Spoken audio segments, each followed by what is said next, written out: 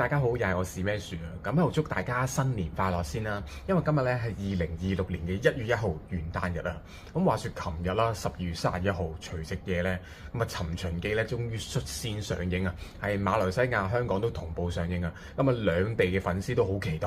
咁而咧我哋咧香港咧就金大枝就同《尋秦記》成聯咗，出咗呢個朱古力味嘅金大枝啦。咁但係一直都話賣斷貨。話說我頭先咧已經打過俾好幾間 OK 便利店嘅職員問有冇貨，佢哋都話冇啊！我已經問咗幾間㗎啦，大埔嘅富善村啦、富亨村啦，同埋上水莊園村佢都話冇貨。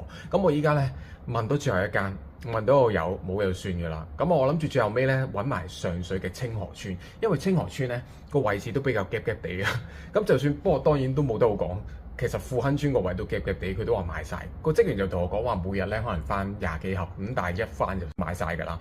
咁我依家咧就俾大家睇睇啦，我依家係親自打電話去 OK 便利店嘅清河村，睇下職員點樣同我哋講。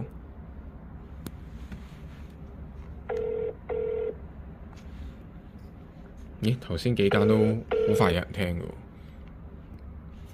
喂，聽電話啦，一拍片即刻唔聽電話，有冇咁繁忙啊？清河村啫喎。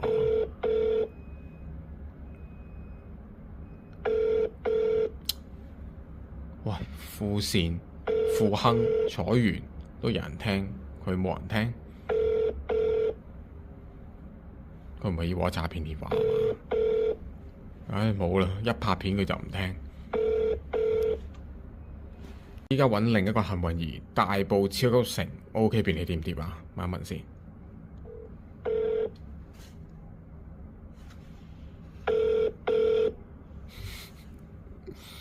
一拍片就唔聽電話嘅啲人，佢哋估到我拍緊片㗎。你 OK？你好，我想問下你哋仲有冇金大枝賣？我賣晒啦。又賣晒？幾時會再翻貨？我想問。正常就星期六會翻貨咯，但係唔知個倉仲有冇。